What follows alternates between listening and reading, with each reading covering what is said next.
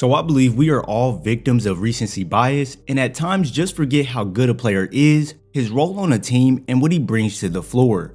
For James Harden, this seems to be what's going on, and I wanted to wait until the regular season and the playoffs were complete to really dive into Harden's game and what value he brings to the Philadelphia 76ers team. From dealing with the problems with the Nets to then getting traded to Philly, it's very hard to gain chemistry within a system when things aren't even consistent. From not spending as much time playing as a big three in Brooklyn like expected, to then shifting his playstyle when linking up in Philly with Joel, Harden had a lot of ups and downs this past season. But after a full offseason of hard work, Harden looks to come back with vengeance. In the 2021-22 season, James put up 22 points, 10.3 assists, and 7.7 rebounds with shooting splits of 41% from the field and 33% from deep. Now, when looking at those numbers, you can obviously tell his percentages weren't great, and some people will even be quick to say he will never be the same or that he isn't good anymore. But when actually watching Harden play this year, sure, he has some bad moments, but nonetheless, he has more in the tank and can contribute to this offense heavily. I can really attribute most of his offensive struggles to him not being able to get in his groove due to the chemistry problems with teams and just all around finding where he fits in. Harden has elite passing abilities, crafty scoring around the basket, and creative shot making skills around the perimeter, which make him hard to contain, and even if you shut down one aspect of his game, he can still dismantle the defense in many other ways. The smooth, or for better words, shifty handle Harden has is what jumpstarts his game, and after getting past his initial defender, when the help slides his way, Harden can slip passes to teammates right on the money. Not even seeing this pass coming, Lopez has his attention fixated on Harden, and James no-looks this dump off to Claxton for the easy finish. Quickly and accurately dumping these passes in small openings to bigs on the roll is harder than what most would think, but for Harden, he makes it look quite easy. Early when joining the 76ers, people made jokes and statements calling Harden a ball hog, but he couldn't be much farther from that. Being second in the league in assists per game at 10.3, and if we look a little deeper, Harden is second in the league as well in potential assists at 18.4 a game. This just shows you how well Harden's passing is and the high potential number of assists he could be tallying up per game. Being a willing passer, Harden's vision and reaction time to see when the defense makes a mistake and thread it to a teammate is second to none. James gets everyone involved on the court, whether it's dishing it to cutters or lobbing it up, throwing fast balls in transition, or rewarding his big man on the roll.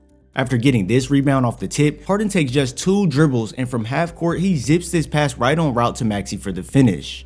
Receiving this handoff and screen from Joel, Harden attracts the attention of 3 Knicks defenders and wraps this pass around Mitchell and locates Embiid off the bounce for this easy dunk. And here, Harden is already a step ahead of the defense, as he knows Hayward is going to rotate to help on this Embiid roll, and then he fires it to the corner for an open Danny Green 3. Leaning on this aspect a lot more due to the lack of healing with the hamstring over the past season, not only did Harden gain a ton of chemistry with the team learning where everyone likes it on the floor, but furthermore with the 76ers bringing in PJ Tucker, DeAnthony Melton, and Daniel House is going to make life that much easier for James to distribute the rock. To be able to lead the offense effectively, you must be a very skilled guard in all aspects of your game, and that leads me right into the handle that gets Harden past the defense and helps him finish at the rim. Now, as he wasn't able to fully rehab that hamstring, the bursts out of the crossovers and even on step backs weren't the same as last season as years prior, but with a fully healthy Harden, it's more than likely we're going to see those creative combos and finishes around the rim be converted at a higher rate. On a down year, Harden converted 45.3% on 179 driving layups, and on finger rolls specifically, Harden sunk 64% of his 28 attempts at the rim. Not something to really blink twice at when looking at the numbers alone, but when you actually watch Harden closely, you can still see the elite level of driving skills, even though he wasn't able to explode as hard out of those crossovers or euro as quick as usual. That patented size up blow by from Harden worked here, and instead of attacking in a straight line where Trent could ride his hips to the basket, Harden cuts off his angle by attacking right into the paint and taking Trent out the play and finishes this warm-up lay. When bringing out slow-footed bigs, Harden just abuses them with his burst out of combos, and Boucher is the victim to it as Harden sets him up with the cross through the legs multiple times, and once getting the lead on him, James euros through the double of Thaddeus Young and Boucher to finish this layup in traffic. The footwork to maneuver through traffic is highly overlooked as this is a skill not all guards have.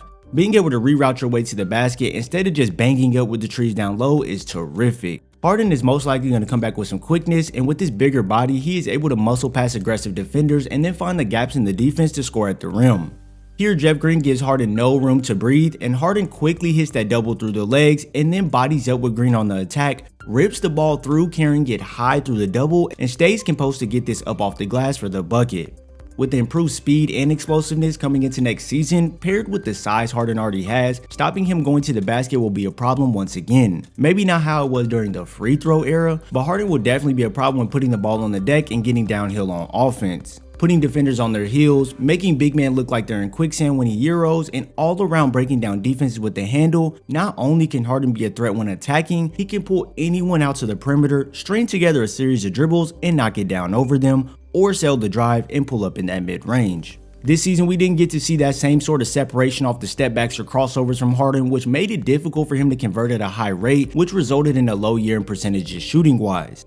From the mid-range, Harden drained only 41% of his 51 attempts, and from deep range, he only reined in 33% of his 7 attempts. Some will clown Harden and even celebrate his lows, but over here at 2Shawty, we aren't gonna do that. Shooting is a mechanic that doesn't really go away. It's all muscle memory and finding your openings to let it fly. Harden still has the elite handle to mix defenders up and generate space, and when getting into his shooting motion, he's very fluid. With the tenacious defender and PJ Tucker matched up against him, Harden sells his attack left and quickly changes direction and then delivers the step back to get Tucker dancing and knocks it down.